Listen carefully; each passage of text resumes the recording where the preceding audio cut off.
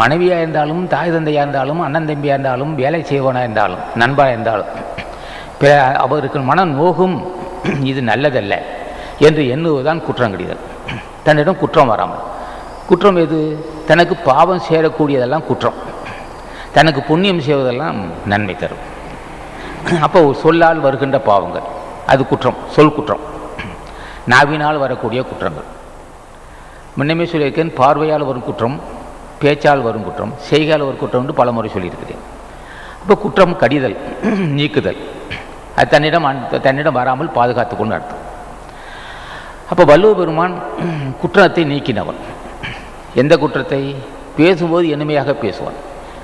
வள்ளுவ பெருமான் பேச்சு இனிமையாக இருக்கும், எண்ணம் உயர்ந்த பெருந்தன்மை இருக்கும்.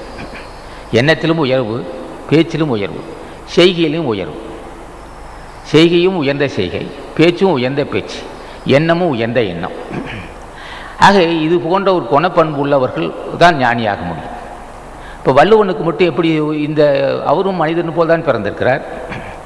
அவர் எப்படி அது மாதிரி உயர்ந்த எண்ணம், உயர்ந்த சொல், உயர்ந்த செயல், சொல்லும் செயலும் சிந்தையும் உயர்ந்த நிலை இருக்கு. அதுக்கு அவர் என்ன செய்திருக்கிறார்? குற்றமற்ற தலைவனை வணங்கியிருக்கிறார். இப்போ ஞானிகள் ஆசா ஞான பண்டிதனோ ராமலிங்க சாமியோ மாணிக்கவாசனோ திருமூல தேவனோ அகத்தீசனோ குற்றமற்றவர்கள். 2 வகை குற்றம் இருக்கு. ஒன்று பேச்சினால் வரும் குற்றம், செய்கையால் வரும் குற்றம். மற்றொன்று உடல் குற்றம். உடம்பு மாசுபட்ட உடம்பு, இந்த உடம்பே நமக்கு குற்றம். அப்போ இந்த உடம்பு குற்றமா? இந்த உடம்பு தேவையில்லை, இல்லை. உடம்பு அசுத்தமான தேகம், குற்றம் உள்ளது. குற்றமுள்ள தேகம் இருப்பதனால்தான் மனதில் அறியாமை இருக்கு. அறியாமை தான் எது நல்லது எது கெட்டதுன்னு தெரியாது. இருட்டு. இந்த உடம்பின் தன்மையை அறிவை மழுங்கச் செய்யும். இந்த உடம்பின் தன்மை அறிவை மழுங்கச் செய்யும். இருட்டில் கிடப்பான். உடம்பு காரணமாக தான் ஒரு மனிதனுக்கு அறிவு கட்டுவிடும். அவன் யாராக இருந்தாலும் சரி, சில சான்றோர்களாக இருந்தாலும் மட்டும் திருத்திக் கொள்வார், அவ்வளோதான். ஆனால் பெரிய சான்றோனாக இருப்பான். உடல் குற்றம், உடம்பினுடைய குற்றத்தை, மாசை, அழுக்கை, களிம்பை, பஞ்சகத்தை நீக்க முடியாது. இப்போ ஞானிகள் தேகமாகிய தேகம் என்று சொல்லப்பட்ட இந்த உடம்பை அசுத்தம், களிம்பு, அசிங்கம், துர்நாற்றம் உள்ள உடம்பை நீக்கிவிட்டார்கள். குற்றம், அந்த குற்றம் நீங்கினால் மற்ற குற்றங்கள் எதுவுமே இருக்காது. அந்த குற்றம் காமத்தை உண்டு பண்ணும், முற்கோபத்தை உண்டு பண்ணும், பாவ புண்ணியம் தெரியாமல் செய்யும். எது வேணாலும் செய்து கொண்டே இருக்கும். அது எதை மனசப்பட்டதை செய்து கொண்டே இருப்பார்கள். காரணம் உடல் குற்றம். சரி, சான்றோர்கள் அப்படி இல்லை. ஒரு உயர்ந்த பண்புள்ள மக்கள் இதெல்லாம் நிதானித்துக் கொள்ள. இருந்தாலும் அந்த குற்றம் நீக்காவிட்டால் அது மரணத்துக்கு ஒப்பாகும். நிச்சயம் அவர் சாவுவார். அப்போ தேக குற்றத்தை நீக்க வேண்டும். அப்போ தேகம் தாங்கிய நாம் செய்யக்கூடிய செயல்கள் குற்றமற்று இருக்க வேண்டும். வள்ளுவன் இந்த இடத்துல அதிக அரசருக்கு சொன்ன போதிலும் நாமும் எடுத்துக்கொள்ளலாம். அப்போ தேக குற்றம், அடுத்து செய்கை குற்றம், சிந்தனை குற்றம். அப்போ குற்றங்கள் கடிதல் வேண்டும், நீக்குதல் வேண்டும். அது நம்மளோட அணுகாமல் காப்பாற்றிக் கொள்ள வேண்டும் அர்த்தம் வள்ளுவன். அப்போ குற்றம் எப்படி இருக்குது? குற்றத்தை எண்ணம் பிரித்து காட்டுவான். காமம், கோபம், லோபித்தனம், மான உணர்ச்சி, அதிகமான மகிழ்ச்சி, யான் என்றே கர்வம். இது 6 குற்றங்கள். காமம், கோபம், லோபித்தனம், மான உணர்ச்சி, அளவு கடந்த மகிழ்ச்சி, யான் என்றே கர்வம். இந்த 6 குற்றமும் மனிதவர்களிடம் இருக்கும். ஆனால் அது தம்மிடம் இருக்கா என்பது அவருக்கு தெரியாது. அப்போ காமம் இருக்கக்கூடாதா? காமம் இருக்கலாம், அது மனைவியோடு மட்டும் இருக்க வேண்டும். கோபம் இருக்கலாம், அதுக்கும் ஒரு அளவு இருக்க வேண்டும். பொருட்பட்டு இருக்கலாம், அதுக்கும் ஒரு அளவு இருக்க வேண்டும். மான உணர்ச்சி என்பது, மான உணர்ச்சிக்கு என்ன? மான உணர்ச்சி இருக்கக்கூடாதா? அப்போ மானம் கட்டு வாழ மாட்டான். அல்ல, பெரியோர்கள் வந்து இருப்பார்கள். தாய் தந்தை, சான்றோர்கள், பெரியோர்கள், மகான்கள். அது பணிய வேண்டும். என் தகுதி என்ன, என் கல்வி என்ன, நான் மன்னனாக இருக்கிறேன். நான் போய் இவன் ஒரு பிச்சைக்காரன் போல் இருக்கிறான், இடுப்பில் ஒரு துணி கட்டி கொண்டு இருக்கிறான், இவன் காலில் வீழ்ந்து வணங்குவதோ என்று சொல்வான். நான் வீழ்ந்து வணங்க மாட்டேன், என் கௌரவம், என் கௌரவத்துக்கு பங்கம் வந்து கௌரவ பிரச்சனை பார்ப்பான் மன்னன். சான்றோர்கள் எதையுமே செய்வார்கள். சான்றோர்கள் ஆடம்பரம் இருக்காது. அதை மான உணர்ச்சி. நான் போய் வணங்குவதா, பெரியோர்கள் வணங்காவிட்டால் என்ன ஏற்படும்? பெரியோர்கள் வணங்கினால் ஆசி கிடைக்கும். அந்த ஆசி என்ன செய்யும்? எது நன்மை எது தீமை என்று உணர்கின்ற அறிவு தரும். அந்த ஆசி நீடி ஆயுள் தரும். அந்த ஆசி என்ன செய்யும்? பேராசி இல்லா வாழ்வு தரும். ஞானிகள் ஆசி பெற்றால் பேராசி இல்லாத வாழ்வு. ஞானிகள் ஆசி பெற்றால் சிறுமை குணம் இருக்காது. ஞானிகள் ஆசி பெற்றால் மதம் என்ற விதி இருக்காது, மதவெறி, யான் என்ற கருவம் இருக்காது. யான் என்ற அது ஆசி இருந்தால், ஞானிகள் ஆசி இருந்தால் சிறு சிறு காரியத்தை செய்துவிட்டு மகிழ்ச்சி அடைய மாட்டான். இப்போ வள்ளுவன் சொல்வது உவகை. உவகை என்பது மகிழ்ச்சி. அப்போ காமம், கோபம், பொருள்கூடா தன்மை, அதாவது லோபித்தனம், மான உணர்ச்சி. மான உணர்ச்சி என்பது இது விரும்பத்தகாது. ஒரு அது பெரியோருடைய திருவடி பணியாத ஒரு கௌரவம். நான் போய் வணங்குவதா என்பான். இவன் யார் இவனை வணங்குவதுன்னு சொல்லுவான். மான உணர்ச்சி. அடுத்தது அளவு கடந்த மகிழ்ச்சி. மகிழ்ச்சி அடையலாம், ஆனால் நற்காரியம் செய்துவிட்டு மகிழ்ச்சி அடையலாம். சிறு சிறு குறுநில மன்னர்களை ஆட்சி கைப்பற்று, குறுநில மன்னர்களை வெற்றி காணுவது. அவன் சிறுபடை இருக்கும், ஒரு பகுதியை ஆட்சி செய்வான். அந்த நாடு மகிழ்ச்சியாக இருக்கும், எல்லா வளமும் பொருந்திருக்கும். ஆனால் அவனுக்கு பிடிக்காது. அதை நாட்டை கைப்பற்ற வேண்டும். ஒரு நாட்டை கைப்பற்றும் போது ஆயிரக்கணக்கான உயிர்கள் சேதமாகும். எத்தனை பெண்கள் மாங்கல்யத்தில் இறந்து விடுவார்கள். எத்தனை பேர் கைகால் ஊனமாகுவார்கள். சில பகுதியை கைப்பற்றும் போது, ஒரு குறுநில மன்னனாக இருந்தாலும் ஒரு பகுதியை நாட்டை கைப்பற்றும் போது தீ வைப்பு, கொலை, பல அடாதங்கள் நடக்கும். அப்படி பல உயிரை கொன்று பெரிய கொடுமை செய்து அதன் மூலமாக வெற்றி கண்டு விட்டு மகிழ்ச்சி அடைவான். அதான் சொன்னான் மகிழ்ச்சி. அந்த மகிழ்ச்சி ஆகாது. நற்காரியம் செய்துவிட்டு மகிழ்ச்சி அடைவது வள்ளுவன் சொல்லவில்லை. தீமை செய்துவிட்டு வெற்றி கொண்டோம் சொல்லுவோம். அது அந்த மகிழ்ச்சி அற்பத்தனமான மகிழ்ச்சி. அதை யார் ஏற்றுக்கொள்ள மாட்டார். அப்போ காமம், கோபம், லோபித்தனம், மான உணர்ச்சி, அளவு கடந்த மகிழ்ச்சி, உவகை, தகாத செயல் செய்துவிட்டு மகிழ்ச்சி அடைந்தது உவகை, மதம், யான் என்று கருவோம். இந்த குற்றங்கள் மனித வர்க்கத்தை பாவியாக்கும். அது மன்னருக்கு தான் சொல்லியிருக்கிறான், நமக்கும் எடுத்துக்கலாம். ஒரு ஸ்தாபனத்தை நடத்துகின்றவனுக்கும் இந்த பண்பு வேண்டும். ஒரு சங்கம் நடத்துகின்றவன், ஒரு ஸ்தாபனம் நடத்துகின்றவன், ஏதோ ஒரு தலைமை தாங்குகிறவன், அவன் இந்த பண்பை கடைபிடிக்க வேண்டும். தன்னிடம் இந்த குற்றம் வராது பாதுகாத்து கொள்ள வேண்டும். இப்படி இருந்தால் அவனுக்கு நீடி ஆயுள் கிடைக்கும். இல்லை என்றால் ஆயுள் குறைந்துவிடும். அப்போ மிக்க காமமும் ஆகாது, கொடிய கோபமும் ஆகாது, பொருள்கூடாத்தன்மை, லோபித்தனமும் ஆகாது. ஒரு மனிதனை பாவியாக்குவது லோபித்தனம். அது மன்னனுக்கு சொன்னாலும் நாமும் எடுத்துக்கொள்ளலாம். லோபித்தனம் பெரியோரை பணிய வேண்டும். நம்ம கல்வி என்ன, தகுதி என்ன, இவன் நமக்கு இவ்வளவு செல்வம் இருந்து இவன் ஒரு பிச்சைக்காரன் போன்று இருக்கான், இவன் காலில் விழுந்து வணங்குவதோ என்று ஒரு வகையான மான உணர்ச்சி ஆகாது. அளவு கடந்த மகிழ்ச்சியும் ஆகாது. நற்காரியம் செய்துவிட்டு மகிழ்ச்சி அடைவது நல்லதே, தீய காரியம் செய்துவிட்டு மகிழ்ச்சி அடைவது. ஆக இது போன்ற குற்றம் மனித வர்க்கத்தை நரகத்தில் தள்ளும், பிறவி பிணிக்கு காரணமாக இருக்கும். மேலும் மேலும் பிறவி உண்டு பண்ணும். இப்போ இந்த குற்றம் சமுதாயத்தில் உள்ள குற்றம். சமுதாயத்தில் நல்லவனாக வாழ வேண்டும் என்றால் இந்த குற்றத்தை நீக்க வேண்டும். ஆனால் தேக குற்றத்தை நீக்கினால் அன்றி ஒருவன் மரணமில்லா பெருவாள் பெற முடியாது. இந்த குற்றம் நீங்கினால் அந்த குற்றம் தானே நீங்கிவிடும். இதன் மூலமாக இந்த 6 குற்றங்களும் செய்ய அறிவு மங்கிவிடும். அறிவு மங்கிவிட்டால் தேக குற்றத்தை எப்படி நீக்குவது? இதில் பாவம் வந்துவிடும். இந்த 6 குற்றங்களும் மனிதனுக்கு பாவம் வந்துவிடும். பாவம் வர வர என்ன ஆகும்? அறியாமை மேலும் மேலும் உண்டாகும். முன்னுமே இருட்டில் கிடக்கிறான், காரிருள் அப்படின்னா மிக்க இருளில் கிடப்பான். மேலும் மேலும் மேலும் இருளிலே அகப்பட்டு தொடுமாறவனை தவிர அது ஒளியே கிடைக்காதவனுக்கு. சிந்திக்க முடியாது. ஒளி என்பது நன்மை தீமை அறிந்து கொள்கின்ற அறிவு தான் ஒளி. அந்த அறிவே இல்லாமல் போகும். அந்த குற்றம் இல்லாமல் இருந்தால் அந்த குற்றத்தை அறியக்கூடிய வாய்ப்புகள். அப்போ பெரியோரை பணிய வேண்டும். அந்த இடத்த மான உணர்ச்சி கடமில்லை. லோபித்தனை இல்லாது இருக்க வேண்டும். மிக்க காம விகாரம் இருக்கக்கூடாது. சினம் இல்லாமல் இருக்க வேண்டும். அப்போ இந்த அதிகமாக சிற்றின்பத்தை ஈடுபட்டு மகிழ்ச்சி அடையக்கூடாது. யானென்ற கருவம் கொள்ளக்கூடாது. இது போன்ற ஒரு பண்புகள் கடைபிடிக்கும் போது தான் தேக குற்றத்தை அறிந்து கொள்ள முடியும். தேக குற்றம் பலமுறை சொல்லியிருக்கிறேன். தேகத்து குற்றம் என காமம். தேகத்து குற்றம் இது காமம்தான். சரி, அப்போ இந்த காமத்துக்கு காரணம் என்ன? இயற்கை. அந்த இயற்கை தான் மூச்சு காற்று அசைவாக இருக்கும். மூச்சு காற்று அசைவே உள் கருவிகரங்கள் அசைவாக இருக்கும். கருவிகரங்கள் அசைவே பசியை உண்டு பண்ணும். பசிக்கு உணவு தந்தால் சத்தை பிரிக்கும். சத்தை பிரித்து என்ன செய்யும்? 77,000 நாடி நபருக்கு முறுக்கேற்றும். அது மனம் புத்தி சித்தமாக மாறும். ஆக ஒரு அந்த இயக்கம் இயற்கையின் இயக்கமே, இயற்கையினுடைய திருவிளையாடல் அல்ல இயக்கம், அதோடைய செயல்பாடு. அந்த செயல்பாடே நமக்கு காமமாக இருக்கும். இந்த தேகம் நாம விரும்பி எடுத்த தேகமோ? இல்லை. தாய் தந்தைக்கு உள்ள காமத்தால் வந்த தேகம். இப்போ தாய் தந்தை குற்றமோ? அவர் மீது குற்றம் இல்லை. அப்போ தாய் தந்தை காமம் இருக்கக்கூடாதோ? இருக்கக்கூடாது என்று யாரும் சொல்லவில்லை. ஆக ஒரு அசுத்தங்கள் சேர்ந்து, களிம்புகள் அல்லது அசுத்தங்கள் சேர்ந்து எடுத்த ஜென்மம் இது.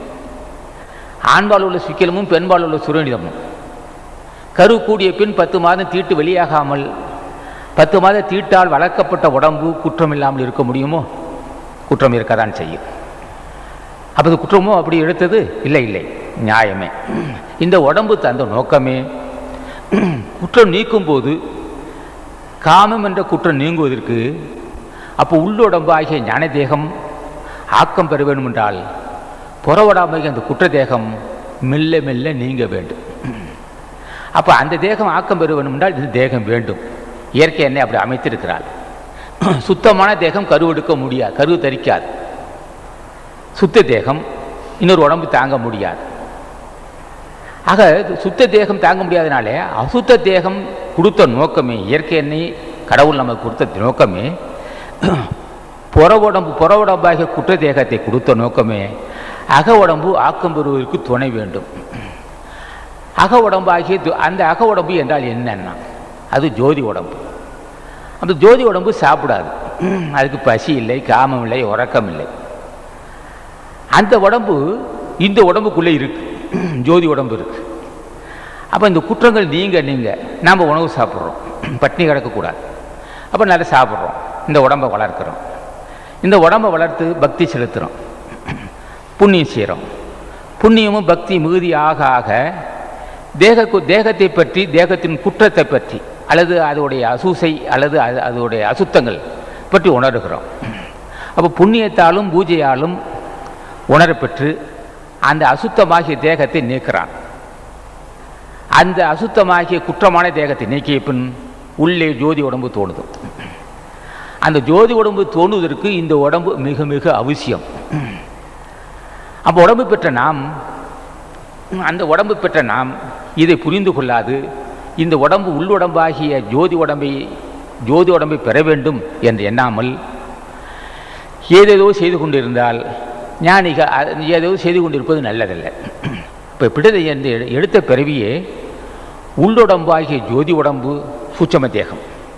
அது பல கோடி யுகங்கள் வாழக்கூடிய ஆற்றல் உள்ளது அந்த உடம்பு. இந்த தேகத்துக்கு 80-85 வயசானவன் முடிந்துவிடும், அதுக்கப்புறம் செயல்பட முடியாது. இந்த உடம்பு இருக்கும்போதே, குற்றமாகிய இந்த உடம்பு இருக்கும்போதே ஜோதியாகிய ஆன்ம ஜோதியாகிய அந்த தேகத்தை தட்டி எழுப்புவதற்காக தான் இந்த உடம்பு தந்திருக்கிறான் கடவுள். இது அற்புதமான செயல். ஒன்று துணை இல்லாமல் ஒன்று வர முடியாது. ஒரு பெண் துணை இல்லாமல் ஆண் வாழ முடியும், ஆண் துணை இல்லாமல் பெண் கரு. ஆக ஒன்று கொண்டு துணை இருக்குது. பெண் ஆண் இல்லாமல் கருதரைக்காது. ஆக புற உடம்பாகிய குற்ற தேகம் இல்லை என்றால் அக உடம்பாகிய சூட்சும தேகம் வராது. அந்த தேகத்தை துணை கொண்டு, இந்த தேகத்தின் துணை கொண்டு தான் ஞானிகள் என்ன செய்கிறார்கள்? குற்றத்தை நீக்கிவிட்டு ஜோதி ஆகிறார்கள். ஆக அடிப்படை கரண்ட் இல்லாமல் லைட் எறிய முடியாது, எண்ணெயும் திரியில்லாமல் விளக்கறிய முடியாது. ஆக ஒன்று துணை இல்லாமல் மற்றொன்று தட்டி எழுப்பும். ஒன்று ரெண்டு எதை எடுத்தாலும் 2 இருமை வகதியிலிருந்து ஈண்டு அறம் பூண்டார் பெருமை பிறங்கிட்டு உலகுனார். 2 இருக்கும். இரவு பகல், இன்பம் துன்பம், பாவ புண்ணியம், பெண் ஆண், இப்படி 2 இருக்கும். இறப்பு பிறப்பு, தூள தேகம் சூட்சும தேகம் 2 தான் இருக்கும்போது ஒன்றாக இருக்க முடியாது. ஆக 2 இருக்கக்கூடிய ஒன்றை இரண்டும் சேர்த்தே இருக்கக்கூடியது. அந்த சேர்ந்தே இருக்கக்கூடிய ஒன்றை துணை கொண்டு ஒன்றை துணை கொண்டு ஒன்றாவதுன்னார். ஒன்றை துணை கொண்டு ஆனால் தூள தேகம் காம தேகத்தை துணை கொண்டு சுத்த தேகமாகிய ஞான தேகத்தை தட்டி எழுப்ப வேண்டும். இப்படி ஒரு அமைப்பு வைத்திருக்கிறான் கடவுள். இயற்கை என்னை அமைச்சிருக்கிறார். இது விஷயம் தெரிந்தவர்கள் என்ன செய்கிறார்கள்? குற்றம் இல்லாமல் தன்னை காப்பாற்றிக் கொள்கிறார்கள். அதான் வள்ளுவன் சொன்னான், குற்றம் கடிதல். 2 வகை அர்த்தம். வள்ளுவன் எப்போதும் இரட்டைத்தன்மையாக பேசுவான். 2 வகை அவனுக்கு வள்ளுவன் இரண்டும் தன்மை தெரியும். அவனுக்கு தேக குற்றமும் தெரியும், அதே சமயத்தில் செய்கையாளர் குற்றமும் தெரியும்.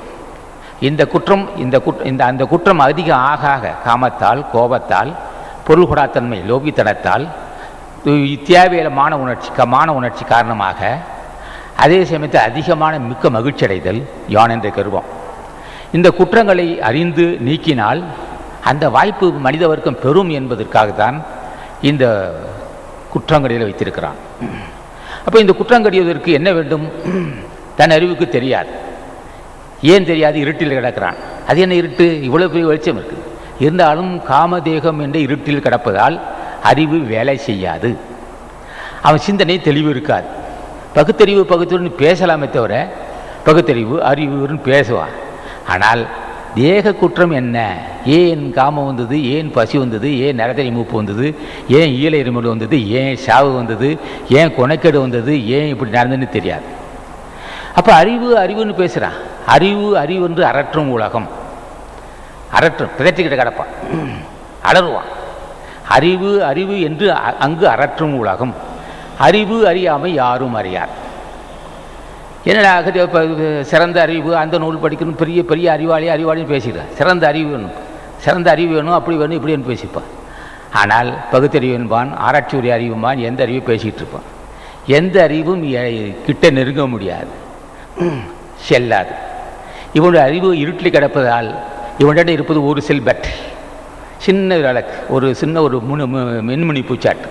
இந்த மின்முனி பூச்சை வச்சுக்கிட்டு இவன் என்ன செய்வான்? பெரிய ஆராய்ச்சியமா, பெரிய பெரிய நூலில் எழுதுவான், அப்படிமா எப்படிமா என்னென்னமோ பேசிகிட்டு இருப்பான். பல அற்புதங்கள் செய்ய நினச்சிட்டு இருப்பான். அற்புதம் படைத்த மனிதா, இப்போ ஈழ இருமல் வரப்போகுதே, இப்போ அவனுக்கு சாவு வரப்போவதில்லை, அதை பற்றி நீ சிந்திச்சா என்றால் அது இயற்கை என்று சொல்லிவிடும் ஒரே வார்த்தை. அப்போ அறிவு எது என்றால் 2 வகை அறிவு. ஒன்று சிற்றறிவு, ஒன்றும் பேரறிவு. சிற்றறிவு உலக நடை அறிந்து வாழ்தல் சிற்றறிவு. பேரறிவு என்பது குற்றம் எது? ஒன்று உலகத்தால் உலக மக்கள் சார்பாக செயல்படுகிற ஒரு குற்றம். அடுத்து தேக குற்றம். தேக குற்றம் நீக்காமல் ஒன்றும் பெருமைக்குரிய மரணமில்லை பெருவாள் பெற முடியாது. அப்போ அறிவு என்று அரற்றும் உலகம். பிதற்றி ஏன்னா தெரியல, என்னடா அறிவு உனக்கு? என்னடா கட்டுரை, என்னடா கவிஞன், எத்தனைடா பேச்சு, என்னடா விஞ்ஞானி, என்ன விஞ்ஞானி, என்ன மருத்துவன், என்ன பேச்சாளன், என்ன எழுத்தாளன், என்ன ஆராய்ச்சியாளன், என்ன பெரிய வீர தீர பராக்கிரம், சுத்தவோ ஒன்றுமில்லை, குப்பை என்றோம். செத்துதானே போவேன். இத்தனை அறிவு பேசி, இத்தனைக்கு நூல்கள் இத்தனை நூல் எழுதினாய், இத்தனை நூல் ஆராய்ச்சி செய்தாய், பெரிய பெரிய பட்டம் வாங்கினாய், செத்துதான் போவாய். சாதாரண மம்புட்டியானும் சாகுறான். மம்புட்டி இப்படி போவான், கையெழுத்து போட பேனா கொடுத்தால் நெப்பை உடைத்து விடுவான். அவனும் சாகிறான். நீ இவ்வளோ பெரிய ஆராய்ச்சியாளன், நீயும் சாகிறாய். அவன் மம்முட்டியாளன், அவன் தான் மூட தூக்கம் ஏதோ ஒரு கோழியாள் செஞ்சு சாப்பிட்டுக்கிட்டு இருக்கான். அவனும் சாப்பிட்றான், நீயும் சாப்பிட்ற. அவனுக்கு அதே கதி, உனக்கு அதே கதி.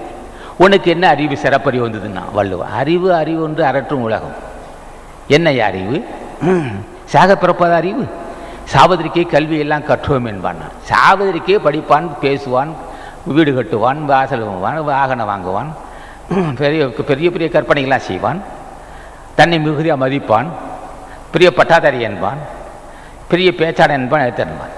ஆனால் பேனா கொடுத்தா கையெழுத்து பொறுத்து பேனா உடைச்சிருவான், 3 நெப்பை உடைச்சிருவான். பேனா சரியில்லை என்பான். ஒரு எழுத்துக்குள்ள ஒரு நெப்பு போயிடும், அடுத்த எழுத்து 2 நெப்பு போயிடும். அதான் பால் பாயிண்ட் வச்சிருக்கிறான். ஆக அடுத்து கைநாட்டு ரேகை பிறட்டு கண்டவன். ரேகை பெற்றவனுக்கு உனக்கு என்ன வித்தியாசம் கட்டாமல் திருமலை இருக்கார். அறிவு என்று அரற்றும் உலகம். அறிவு அறியாமல் யாரும் அறிகிறார், யாரும் அறியா. எதை அறிய வேணுமோ அதை யாரும் அறியவில்லை. அறிவு எந்த அறிவு இல்லை. அப்போ எங்களை சாடுகிறாயா? இல்லை.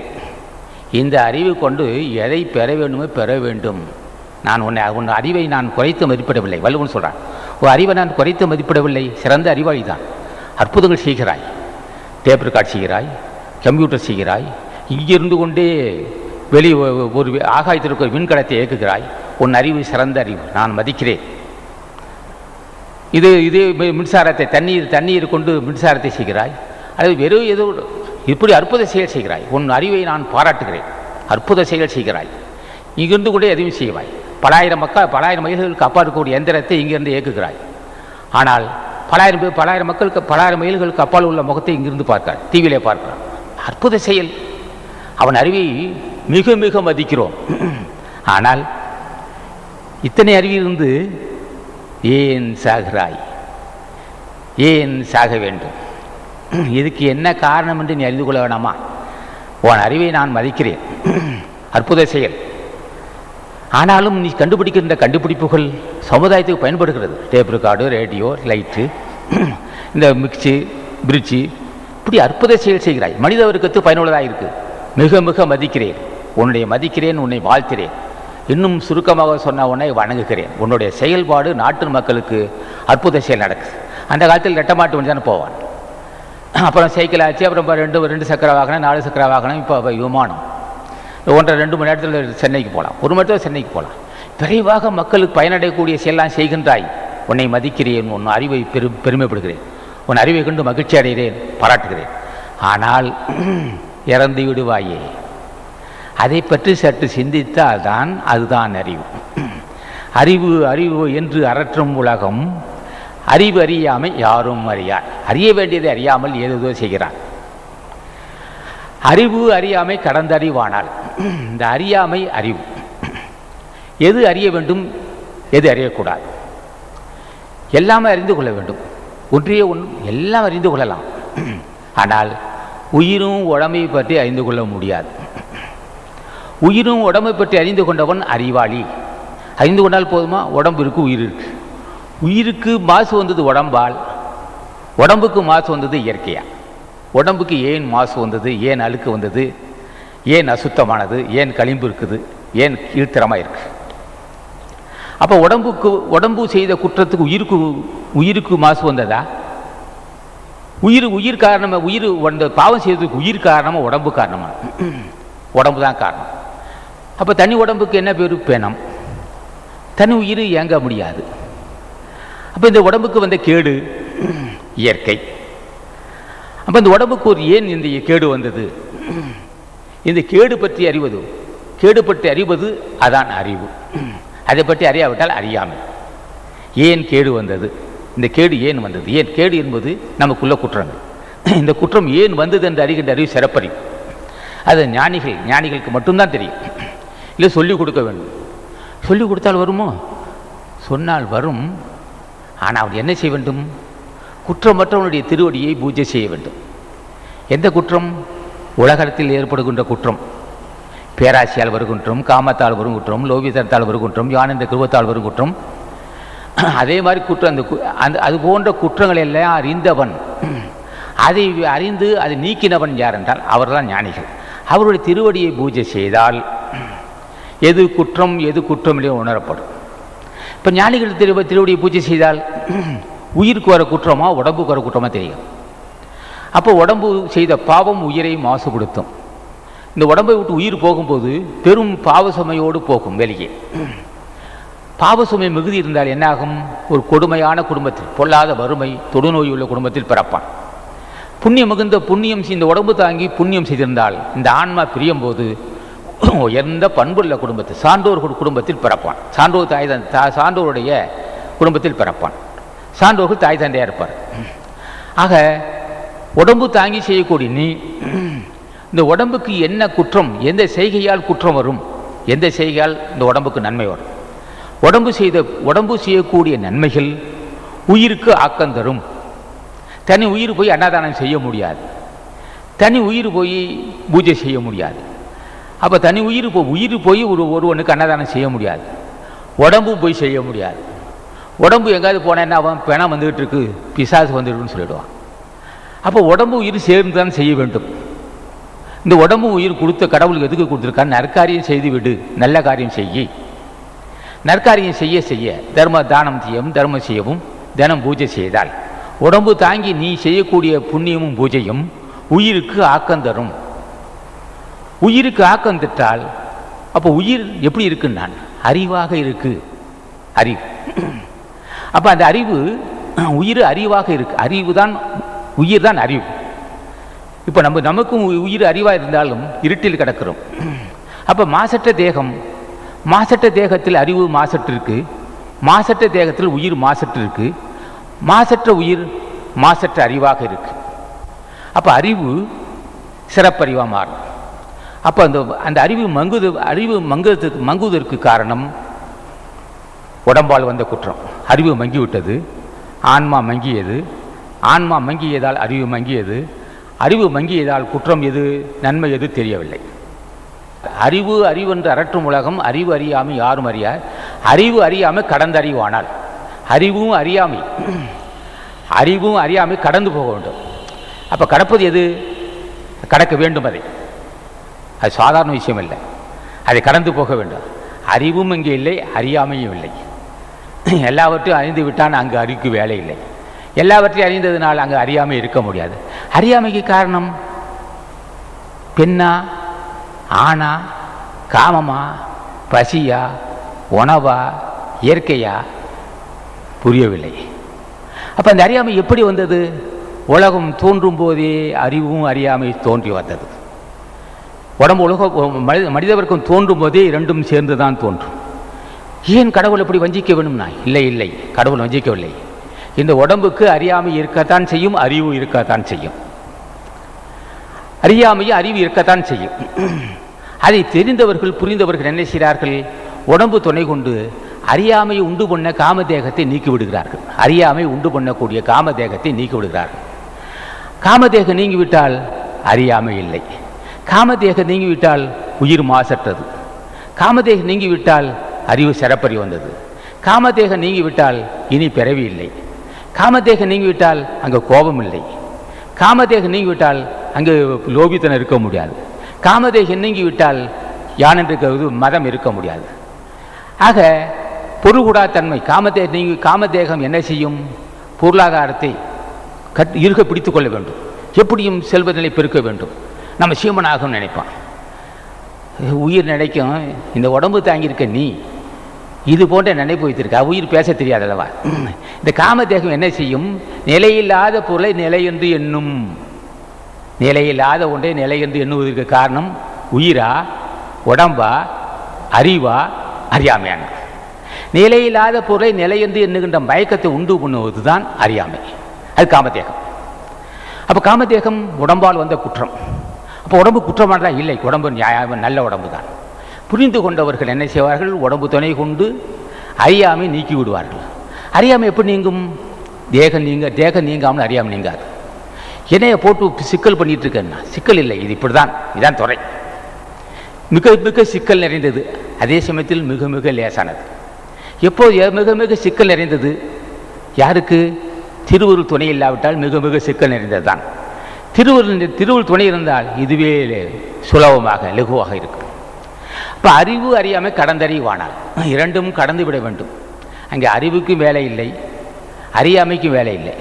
என்ன காரணம்னா அங்கே காமம் இல்லை, பசி இல்லை, வளர்ச்சி இல்லை, ஈழ இருமல் இல்லை, மரணம் இல்லை, பரிணாம வளர்ச்சி இல்லை.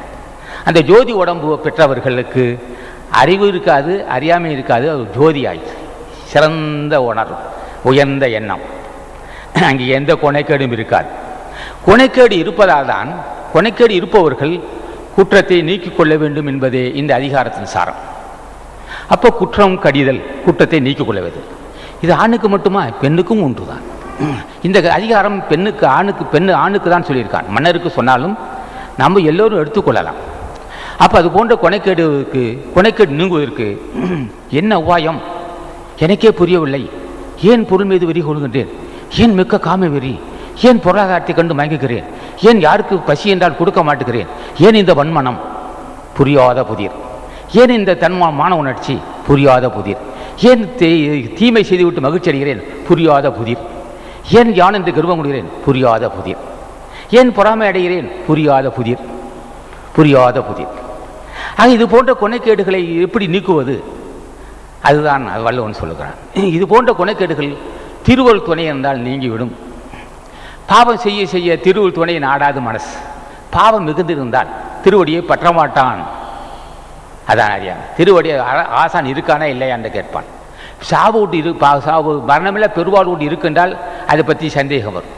அதான் அறியாமை, அந்த சந்தேகத்தை உண்டு பண்ணும். அப்போ வள்ளுவன் என்ன செய்கிறான்? இது போன்ற குணைகேடுகளை தம்மிடம் அணுகாமல் பாதுகாத்துக் கொள்ள வேண்டியது இந்த அதிகாரத்தை சொல்லுகிறான் அவன்.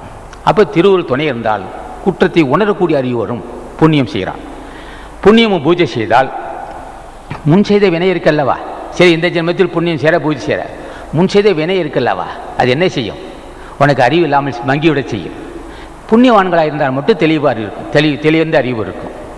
அப்போ என்ன செய்யும்? முன் செய்த பாவம் நீ பொருள் கொடுக்க நினைக்கலாம், புண்ணியம் செய்ய நினைக்கலாம், வறுமை வந்து விடுமே. வறுமை கொடிய பாவியாச்சு அவன். வறுமை என்ற கொடிய பாவி வந்தால் நீ எந்த காரியம் செய்வாய்? அப்போ நான் புண்ணியம் செய்ய விரும்புகிறேன், பொருள் இல்லை. பூஜை செய்ய விரும்புகிறேன், மன லயப்படவில்லை. காமத்தை விட நினைக்கிறேன், ஆட்டி படைக்கிறது என்னை. அமைதியாக இருக்க நினைக்கிறேன், முடியவில்லை. ஏன் என்னை வஞ்சிக்கின்றது தெரியவில்லை. யார் என்னை வஞ்சிக்கிறான் புரியவில்லை.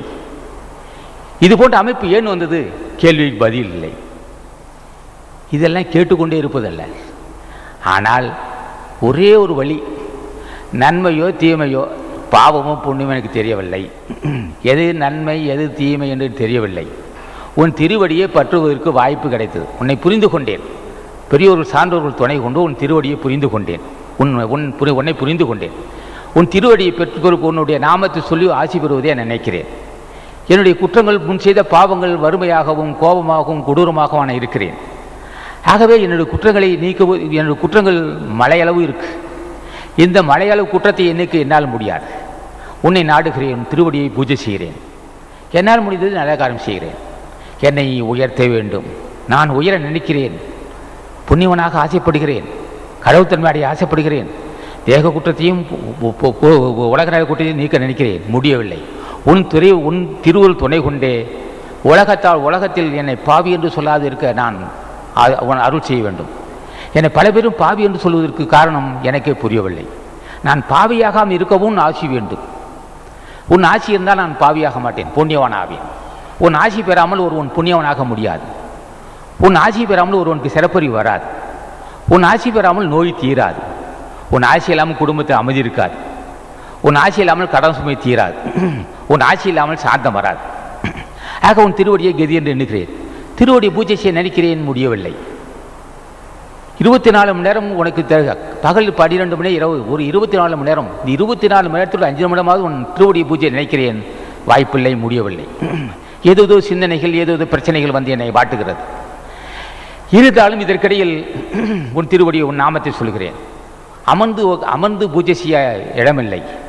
இருந்தால் நடக்கும்போது, கோயில் இருந்தால் அந்த கோயில் சென்று நடக்கும்போது, சாப்பிடும்போது, குளிக்கும்போது, படுக்கும்போது உன் நாமத்தை சொல்ல வாய்ப்பு கொடுத்தால் போதும். ஏனென்றால் நாமத்தை ஏன் சொல்ல வேண்டும் என்றால் என்னிடம் உள்ள குற்றம் நீங்குவதற்காக, குணைக்கேடு தீர்வதற்காக உன் நாமத்தை சொல்கிறேன். உன் நாமத்தை சொன்னால்தான் என் தெளிவடைய முடியும். ஆக பக்தியால் அன்னதானத்தால் இருந்து அன்னதானம் புத்தி இருந்தால்தான் உணர முடியும். அப்போ உணர்ந்து செயல்பட்டால்தான் குற்றங்கள் புறக்குற்றம் உலகத்தால் வருகின்ற குற்றம், அடுத்து உடம்பால் ஒரு குற்றம், இதையெல்லாம் புரிந்து கொண்டு அந்த குற்றத்தை கடிய வேண்டும் என்று வள்ளுவன் சொல்லுகிறான். அப்போ பாடல் செருக்கும் சினமும் சிறுமையும் இல்லார். செருக்கு என்பது செல்வ செருக்கு. ஒருவனுக்கு திடீரென்று பொருள் சேர்ந்து விட்டால் அவன் அவன் ஒரு இடத்துல நிற்க மாட்டான். அவன் பேச்செல்லாம் தினசாவே இருக்கும். அடுத்த சொல்லுவான், ரொம்ப பணத்துமுறையில் பேசிகிட்டு இருக்கான்ட்டுவான், ஆள் முறுக்கா இருக்கான்னு பேசுகிறான்ட்டுவான். செல்வ மிகுதி ஆக ஆக பணிவு இருக்க வேண்டும். புண்ணியவான்களுக்கு தான் இருக்கும். ஒரு சில லட்சங்கள் சேர்ந்தவுடன் ஒரு வயலையும் மதிக்க மாட்டான்.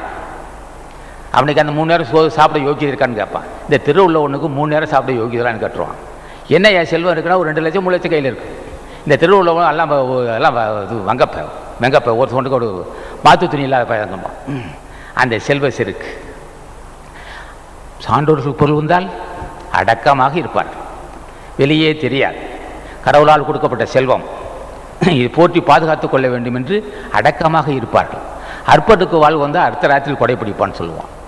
ஆகவே இந்த அடக்கம் திருவருள் துணை இருந்தாலன்றி ஒருவனுக்கு வராது. செருக்கும் யான் என்று கருவம், தன்னை மிகுதியாக மதித்தல், உடல் பலம், ஆள் பலம், அதிகார பலம் இது போன்று இருந்தால் தன்னை மிகுதியாக மதிப்பான். மதம் என்றது செருக்கு, யான் என்ற கருவம் கொண்டது. அடுத்து சினம், செருக்கும் சினமும் சிறுமையும் இல்லான். சினம் தான் முன்னே சொல்லியிருக்கும் கோபம், இனம் புரியாத ஒரு கோபம். அது ஒரு வினாடிக்கு வரும், அடாவது பாவம் செய்து விட்டு போகும். சான்றோர்கள் துணை இருந்தால் தடுத்து விடுவார்கள் அதை. கோபம் வரும், அந்த கோபத்தை தடுப்பதற்கு அருள் செய்வார். தினம் பூஜை செய்து வந்தால் இது போன்ற கொனைக்கேடு இருக்காது, அடக்கமாக இருப்பார்கள். செல்வம் மிகுதியாக அடக்கமாக இருப்பார்கள். எல்லாருக்கும் நன்றாம் பணிதல் அவர்களும் செல்வர்க்கே செல்வம் தகித்த நான் வள்ளுவன். எல்லாருக்கும் பணிவு நல்லது, எல்லோரும் எல்லா மக்களுக்கும் பணிவாக இருப்பது நல்லது தான். அதை விட பணிவாக இருப்பது செல்வர்க்கே செல்வம். இந்த வசதி உள்ளவனுக்கு மேலும் ஒரு பெருமை உண்டாகுனா. எல்லாருக்கும் நன்றாம் பணிதல். உலக மன்னன் முதல் ஆண்டி வரை அரசன் வரை யாராக இருந்தாலும் சரி, பணிவு நல்லதே. அதை விட பணிவு பெருமை செல்வருக்கே செல்வம் தகுதி, மேலும் ஒரு செல்வம் உள்ளது. வசதி வாய்ப்பு உள்ளவன் பணிந்தால் என்ன எவ்வளோ வசதி இருக்குயா, பார்த்தா தெரியுது ஐயா, எவ்வளோ பணிவு, எவ்வளோ பண்பு, பாப்பாப்பா என்று மற்றவரால் பாராட்டப்படுவான். அது போன்ற பண்புகள் அது சான்றோர்களுடைய ஆசையெல்லாம் வருவார். அது கோபம். சிறுமை குணம் மன்னனுக்கு தான் சொல்லியிருக்கிறான். சிறுமை குணம் என்பது அற்பத்தனமாக என்ன இது விலைமகள் வீட்டுக்கு போகிறான், பெண்களை நேசிக்கிறான். ஏன்னா இந்த கௌரவம் இருக்கல்லவா, மன்னன் அல்லவா, அவன் இஷ்டத்துக்கு விரும்புவான், யாரும் கேட்க முடியாது. இருந்தாலும் சான்றோர்கள் என்ன அற்பத்தனமான காரியம் செஞ்சிட்டு இருக்கிறான். மன்னனுக்கு உரியாது ஒரு தகுதி இல்லையே அவனுக்கு. பகல் நேரத்திலேயே விலைமகளை விட்டு போகிறான், கண்ட பெண்ணுங்க நேசிக்கிறான். சின்ன சின்ன காரியத்தை சாதித்து விட்டு சிறிய காரியத்தை ஈடுபட பார்க்கிறான். ஆகாத காரியத்தை, சான்றோர்களால் நீக்கப்பட்ட காரியத்தை செய்து விடுவான். சிறுமை குணம், பெருந்தன்மை இருக்காதவனிடம். இது மன்னனுக்கு ஆகவே ஆகாது. யான் என்ற கருவம் கொள்ளக்கூடாது. படை இன்று பெரும்படை இருந்தாலும் எல்லா வாய்ப்புகள் இருந்தாலும் அடக்கம் இருக்க வேண்டும், பணிவு இருக்க வேண்டும். தன்னை மிகுதியாக மதிக்கக்கூடாது. மன்னன் வள்ளுவன் எல்லா புலவரும் மன்னர்கள் பாராட்டி பேசுவார்கள். ஆனால் மன்னர்களுக்கு அறிவுரை சொன்னது வள்ளுவன் தான். பெரிய ஆள், அவன் ஒன்று செய்ய முடியாது, வள்ளுவனை யாரும் ஒன்று செய்ய முடியாது. மன்னனுக்கு அறிவுரை, உனக்கு மிகுதியாக யான் என்ற கருவம் இருக்கக்கூடாது, மிகுதியாக உன்னை மதிக்கக்கூடாது, அடுத்தது உனக்கு கோபம் வரக்கூடாது, அடுத்தவன் பார்த்து அருவருப்பாக நினைக்கக்கூடாது அப்படின்னு மன்னனை பார்த்து ஒரு அறிவுரை. செருக்கும் சினமும் சிறுமையும் இல்லா பெருக்கம் பெருமிது நிறுத்து. அவன் செல்வத்துக்கு செல்வ மேம்பாடு உடையது, அழிவு வராது. காமத்தாலும் யான் என்ற கருவத்தாலும் சிறுமை குணத்தால் செல்வத்துக்கு அழிவு வராது, அது மென்மேலும் வளர்ச்சி அடை. செருக்கும் சினமும் சிறுமையும் இல்லை, பெருக்கும் பெருமை. அவனுடைய செல்வம் மென்மேலும் வளருமே தவிர குறையாது, அது மேம்பாடு உடையதுன்னு சொல்லுவான். இப்படி எல்லாம் வள்ளுவன் சொன்ன நோக்கம் மன்னர்களுக்கா அது சரி. அந்த காலத்து குடியாட்சியில் இப்போ இருந்தாலும் சரி, அது அமைச்சராக இருந்தாலும் சரி, அதிகாரியாக இருந்தாலும் சரி, யாரை போல் வாய்ந்தவர்கள் அடக்கமாக இருப்பது நல்லதே என்று வள்ளுவன் சொல்கிறார். நாம் வரையறு சொல்லவில்லை. அடுத்த பாடல், இவரலும் மான் பிறந்த மானமும் மானா வகையும் ஏதம் இறைக்கு. ஏதம்னா துன்பம், குற்றம். இறைனா மன்னன். இவரலும் பொருள் கூடாத தன்மை, அதான் லோபித்தனம். இவரலும் மான் பிறந்த மாட்சிமை இல்லாத மானம் அப்படின்னா பெரியவர்கள் சார்ந்தவர்கள் அறிவுடையவர்கள் இவருடைய திருவடியை பணிய மாட்டான், பணிவு காட்ட மாட்டான். அது என்ன காரணம்? அறியாமை அல்லது பெரியவர்கள் துணை இருந்தால் அப்படி குணம் வராது. இவரலும் பொருள் கூடாத தன்மை, லோபித்தனம். வான் பிறந்த மானமும், அதே சமயத்தில் இவன் திருவடியை பணிய மாட்டேன், நான் ஒரு பெரிய வீரன் அப்படின்னு ஒரு தானே மிகுதியாக மதித்தல். அது பணிய மாட்டேன் என்று ஒரு பிரச்சனையை பார்ப்பான். மாட்சி இல்லாத மானம், தகுதி இல்லாத மானம். இவர்களும் மான் பிறந்த மானமும் மானா வகையும், தகுதியில்லாத செயலை செய்துவிட்டு மகிழ்ச்சி அடையது. சிறிய வெற்றிகளை தேடி செய்துவிட்டு சிறிய அற்பத்தனமான காரியத்தை செய்துவிட்டு மகிழ்ச்சி அடையது. மானா வகை, துன்பமான மகிழ்ச்சி. ஏதம் இறைக்கு, மன்னனுக்கு அது குற்றமாகும். இப்படியெல்லாம் மன்னனுக்கு சொன்ன போதிலும் எல்லோரும் எடுத்துக்கொள்ளலாம். ஆக திருவள்ளுவர் துணை இருந்தால், புண்ணியவான்களுக்கும் திருவள்ளுவர் துணை இருப்பவர் ஞானிகள் ஆசி இருந்தால்தான் பெருந்தன்மையே வரும். பெருநிலை என்றால் பெருந்தன்மை வராது. பிரானொருள் உண்டினில் உண்டு நற்செல்வம், பிரானொருளில் பெரும் தெய்வமான் சொல்றார். ஆக ஒருவனுக்கு பெருந்தன்மை வேண்டுமா? திருவருள் வேண்டும். அவன் திருவருள் பெறணும். அவன் பெருந்தன்மை உள்ளவர்களே, எல்லா ஞானிகளும் பெருந்தன்மை உள்ளவர்கள். அவருக்கு பெருந்தன்மை என்னன்னு கேட்டான், அவன் அது இந்த ஜாதி அந்த ஜாதின்னு பார்க்கவே மாட்டான். இவன் தாழ்த்தப்பட்டவன், இவன் உயர்ந்தவன், இவன் நல்லவர் கெட்டவர் என்ற பேருக்கு பாகுபாடே இருக்காது. எல்லாம் தான் பிள்ளைகளாக பார்க்கக்கூடியவர்கள் ஞானிகள். தான் பிள்ளைகளாக பார்க்கக்கூடியவன் பொருள் விரியற்றவன், காம விகாரற்றவன், உயர்ந்த மனிதன். உயர்ந்தவர்கள் திருவடியை பற்றாமல் ஒருவனுக்கு பெருந்தன்மை வராது. அப்போ பெருந்தன்மை வருவதற்கு தான் பெரியோர்கள் ஆசி இருக்க வேண்டும். இல்லை சிறுமை குணம் இருக்கத்தான் செய்யும். சிறுமை குணம் இருக்கத்தான் செய்யும். அப்போ பெருந்தன்மை உள்ளவர்களை வணங்கினால் பெருந்தன்மை உண்டாகும். இந்த சிறுமை குணம், இந்த சிறிய காரியத்தை செய்துவிட்டு மகிழ்ச்சி அடைதல், மானா உகை, துன்பமா, இதெல்லாம் கண்டு மகிழ்ச்சி அடைவன். ஏதமிறைக்கு ஏதான குற்றம், துன்பம், அரசனுக்கு குற்றம் சொல்கிறோம், மன்னனுக்கு சொன்ன போகிறார். அடுத்த ஒரு பாடல், 3வது பாடல், திணைத்துணையாம் குற்றம் வரினும் பணத்துணையாக கொள்வர் பழி நாணுவார். திணைத்துணையாம் குற்றம். திணை அளவுன்னு சிறிய திணை என்பது நீங்கள் பார்த்துருக்கீங்க, பனைமரமும் பார்த்துருப்பீங்க.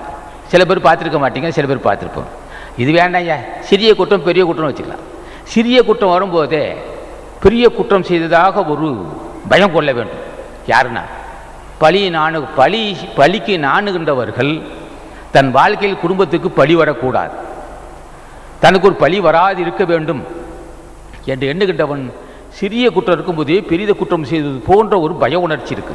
திணைத்துணையாம் குற்றம் வரினும் பணத்துணையாக கொள்வர். பணக்கொட்டை எவ்வளோ பெருசு இருக்கும், பணம் என்பது இவ்வளோ பெரிய பணம் இருக்கும். இந்த காலத்தை யாரும் பார்த்துருக்க முடியாது, ஒரு சிலர் பார்த்துருக்கலாம். ஆக சிறிய குற்றம் செய்தாலும் பெரிய குற்றம் செய்தது போல் நாண வேண்டும். பழிக்கு நாணுபவர், பழிக்கு அஞ்சுகின்றவர்கள் சிறிய குற்றம் செய்தாலும் பெரிய குற்றம் செய்வதாக எண்ணி மன வருந்த வேண்டும். ஏன் என்ன காரணம்னா அது அழிவை தரும். ஒரு குற்றம் செய்து விட்டால் இப்போ என்ன செய்வான் சில பேர், இந்த இன்னும் சில பேர் ஒரு தகுதியில்லா காரியத்தை செய்வான். சிறிய குற்றத்தையும் தன்னிடம் அணுகாமல் பார்த்து கொள்ள வேண்டும். இல்லைன்னா அவர் பிரச்சனை வந்துன்னு சொல்லுவான். இதை ஒரு நீட்டக்கூடாது. ஏன் குற்றம் செய்யக்கூடாதுன்னா குற்றமே காக்க பொருளாக, குற்றமே அற்றந்தருவும் பகைன்னா, குற்றமே காக்க பொருளாக, குற்றத்தை பொருளாக காக்க சொன்னான். மன்னனுக்கு சொல்கிறான் இது, குற்றமே காக்க பொருளாக. பல லட்சம் இருந்தால் எப்படி பாதுகாக்கிறவனோ அதுபோல் தன்னிடம் குற்றம் இல்லாமல் காப்பாற்றி கொள்ள வேண்டும். தன்னிடம் குற்றம் வரக்கூடாது. திருவுள் துணை இல்லாமல் முடியாது. அதுக்கு தான் அடுத்த அதிகாரத்தை பெரியார் துணை கொண்டு வச்சுருப்பான் வள்ளுவன். அறிவு கெட்டாது, மனசப்பட்ட செஞ்சுட்டு போயிடு. ஒரு வினாடி செய்துவே பெரும் பாவத்தை மூட்டை கட்டுவான். குற்றமே காக்க பொருளாக, குற்றம் வராமல் காப்பாற்றி கொள்ள வேண்டும். என்ன காரணம்? குற்றமே அற்றந்தருவும் பகை, முடிவை தந்து விடும். அது ஒரு சொல்லுவார் சங்கர மகரிஷி, அவகீர்த்தி மரணம் பார். கீர்த்தி புகழ், அவகீர்த்தி மரணம். கெட்ட பேர் வந்துச்சுன்னா நிச்சயமாக மரணம் வந்து விடும் அப்படிமா. குற்றமே காக்க பொருளாக, குற்றமே தன்னிடம் வராமல் தன்னை காப்பாற்றிக் கொள்ள வேண்டும். குற்றமே அற்றந்தருவும் பகை.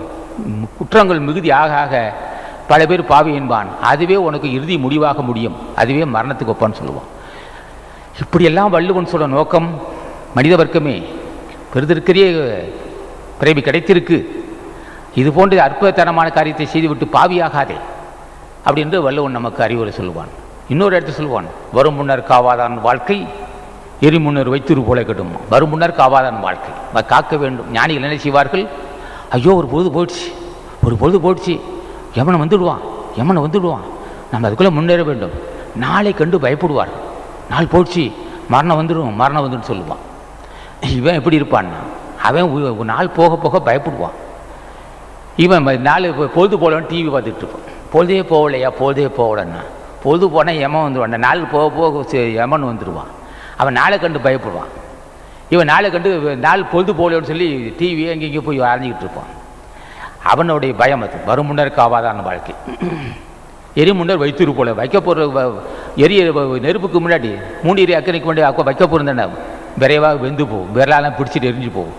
ஆக காப்பாற்றி கொள்ள வேண்டும். காப்பாற்றி கொண்டவன் வள்ளுவன், காப்பாற்றி கொண்டவர் ராமலிங்க சாமி, காப்பாற்றி கொண்டவர் மாணிக்கவாசர் தாய்மார் சாமிகள் வரும் முன்னே காப்பாற்றி கொண்டார்கள். நாட்களை வீணாக்க மாட்டார். அவர்கள் கற்பனை இல்லாத வாழ்க்கை, இப்படி தான் அவர் இருப்பார். ஆக வரும் முன்னர் எது காப்பாற்றி கொள்ள வேண்டும். இளமை இருக்கும்போதே, துடிப்பு இருக்கும்போதே, நோய் இல்லாத போதே, வறுமை இல்லாத போதே, பிரச்சனை வராத போதே நம்ம நற்காரியத்தை செய்து கொள்ள வேண்டும். நற்காரியம் செய்து கொண்டால் வருவம்னே காப்பாற்றிக் கொள்வதாக அர்த்தம். நற்காரியம் செய்யாமல் விட்டால் மூன்றேரி அக்கணிக்கு முன்னே வைக்குள் போர் இருந்தால் என்னாகும்? பிடித்து எரிந்துவிடும், கட்டுப்படுத்த முடியாது. இப்படி எல்லாம் வள்ளுவன் சொன்ன நோக்கம், மனித வர்க்கமே இடத்திற்கரிய மாடு பிரிவு கிடைத்திருக்கு, இதை நன்கு பயன்படுத்திக் கொள்ள வேண்டும். இந்த உடம்பு இருக்கும்போதே உயிருக்கு பாதுகாப்பு தேடிக்கொள்ள வேண்டும். உயிருக்கு பாதுகாப்பு தேடுவது உடம்பு துணை கொண்டு தான் செய்ய முடியும். உடம்பு இருக்கும்போதே உயிருக்கு பாதுகாத்து கொள்ள வேண்டும். உயிர் மாசற்று போக வேண்டும். உடல் மாசு நீங்காமல் உயிர் மாசு நீங்காது. ஆக உடல் மாசு நீங்குவதற்கு ஒன்று பக்தி, ஒன்று புண்ணியம். பக்தியும் புண்ணியம் என்றால் முன் செய்த பாவம் தீரும். பக்தி புண்ணியம் என்றால் கொடுமையான எண்ணங்கள் தீரும், குற்றங்கள் தீரும். பக்தியும் புண்ணியம் இருந்தால் உடம்பை பற்றி அறிந்து கொள்ள முடியும். பக்தியும் புண்ணியம் என்றால் உடம்பு மாசு நீங்குது. உடல் மாசு நீங்கினால் உயிர் மாசு நீங்கிவிடும். உயிர் மாசு நீங்கிவிட்டால் மரணமில்லா பெருவாழ்வு வரணும். ஆகவே குற்றம் கடிதல் என்ற அதிகாரத்திற்கு ஏதோ என்னுடைய அறிவிக்கப்பட்டபடி, நான் போதிய கல்வி இல்லாதவன், என்னுடைய சிற்றறிவிக்கப்பட்டபடி சில கருத்து சொல்லியிருக்கிறேன். அதில் குற்றம் இருக்கத்தான் செய்யும். கற்று வந்த பெரியோர்களும் தாய்மார்களும் பொறுத்து கொள்ள வேண்டும் என்று திருவடி வணங்கி முடிக்கிறேன். வணக்கம்.